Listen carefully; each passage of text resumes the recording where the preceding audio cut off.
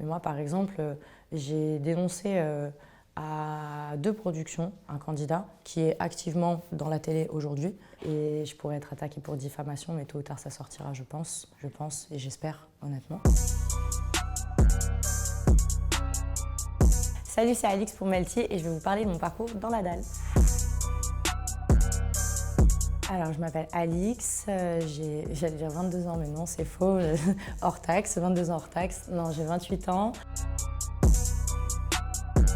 Par opportunisme, tout simplement, parce que ça faisait un moment qu'on m'en proposait, honnêtement, et j'avais toujours refusé parce que j'avais plein d'a priori qui sont, pour certains, avérés vrais, pour d'autres pas du tout. À l'époque, je voulais refaire ma poitrine et j'avais pas du tout les moyens parce que ça coûte vraiment très cher. Et on m'a proposé une émission où on me proposait de venir et en échange, j'avais une opération gratuite.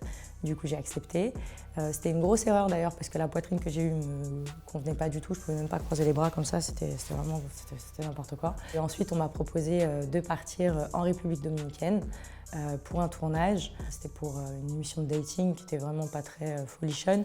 Mais le voyage, j'étais jamais allée en République dominicaine. Le billet, il était à 800 €, c'était le prix de mon loyer. J'y suis allée, il y avait un hôtel incroyable. J'ai reçu toutes les photos de l'hôtel, tous les renseignements. Ah, c'est difficile de dire non, hein.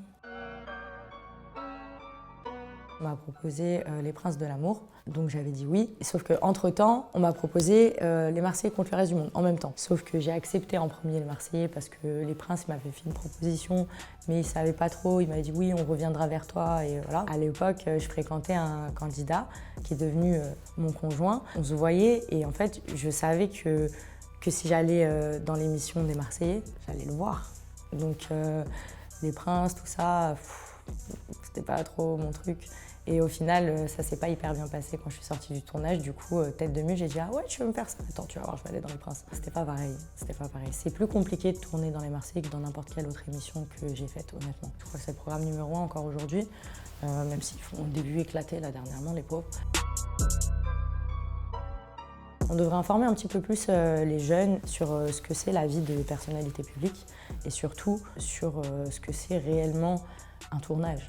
Il y a un réel entre guillemets enjeu qui a un petit peu il y a un peu une omerta autour de ça, parce qu'on n'en parle pas forcément. À chaque fois, on vient taper sur les candidats de télé et les ex-candidats de télé qui vont dénoncer des choses une fois leur carrière télévision finie.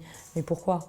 Quand tu es sous contrat et que tu es sous exclusivité et que c'est ton gagne-pain, tu craches pas dans la soupe. Mais moi, par exemple, j'ai dénoncé à 2 productions un candidat qui est activement dans la télé aujourd'hui. Je ne vais pas donner de nom parce que malheureusement, la preuve en question, ce n'est pas moi qui l'ai, mais un autre candidat. Et je pourrais être attaquée pour diffamation, mais tôt ou tard, ça sortira, je pense et j'espère, honnêtement. Une fois, lors d'une conférence de presse, il y a un candidat qui est venu me voir. Il était vraiment en embrouille avec 7 autres candidats. Et pour me dire « oui, t'avais raison, c'est une merde, nanana », voilà, pour se faire un peu, je pense, redorer un peu son blason, il m'a montré une vidéo. Et c'est une vidéo d'agression sexuelle. C'est-à-dire que sur la vidéo, il y a une jeune fille de 16 ans, le candidat en question qui essaye de lui mettre son truc dans la bouche. Et elle pleure, il la tient par les cheveux et elle se débat, elle pleure. Puis il la jette sur le lit et lui dit « ah, t'es pas marrante, je vais voir ta copine ». Le fait est, c'est que moi, j'ai alerté les productions avec le nom de la personne parce que c'est grave en fait, parce que ce mec-là, on va le mettre sur des émissions de dating, on va le mettre à la télé, il va y avoir des gens qui vont être fans de lui et j'ai eu la surprise de voir que ça n'avait rien changé, bien au contraire, visiblement. Donc voilà, et pareil, c'est difficile d'en parler parce que moi j'ai vu une vidéo sur le téléphone de quelqu'un et la personne en question m'a réécrit il y a très peu de temps en me disant « oui, j'ai vu que t'avais arrêté, c'est bien, t'as bien fait ». Et je lui ai dit « ouais, j'ai arrêté par rapport à ce genre de choses aussi en partie ». Parce que ça, c'est un cas isolé, hein. Mais il y a plein de choses en fait qui sont pas expliquées et pas. Je peux pas en fait être en accord quand je travaille avec des gens ou des productions où il se passe des trucs comme ça. En général, mes journées, je me lève, je dirais vers 9h, 9h30. Je suis avec Raja, donc je m'occupe un peu de lui. Ensuite, soit je vais au sport, ou soit je fais le sport à la maison un petit peu, pas tous les jours, parce que j'avoue qu'en ce moment, j'ai beaucoup de choses à faire. Donc ça, ensuite, je fais tous mes meetings. Comme j'ai pas mal J'ai pas mal de... J'en parle pas trop parce que ça porte l'œil, mais j'ai pas mal de projets en cours. Je travaille de chez moi en fait, donc je reste quasiment toute la journée chez moi, mis à part quand je vais au sport, en vrai, ou voir mes potes. Mais c'est beaucoup de travail sur ordinateur et j'espère que d'ici quelques mois et quelques années aussi pour certains projets qui sont un peu plus longs, ça va être la folie furieuse.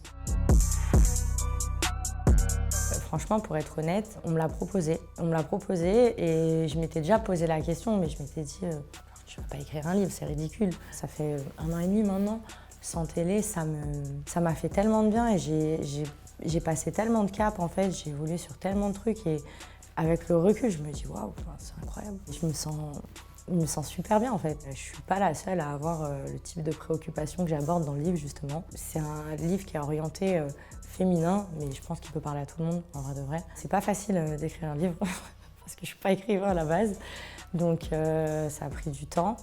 À la base, j'étais censée avoir un co-auteur et en fait, lors des premières écritures, je me suis rendu compte que ça allait pas coller du tout. Et du coup, j'en suis plutôt fière.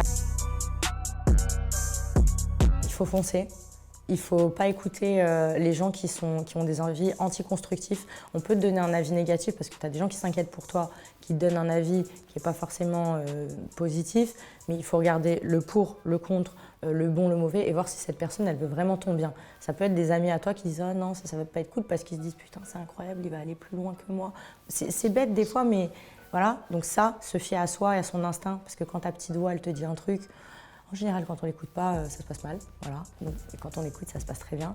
Et surtout, être son propre moteur. Et franchement, je pense que c'est la meilleure chose à faire parce que plus on se focalise sur ce que les gens pensent, plus on a tendance à se couper les ailes et ça, c'est vraiment une erreur.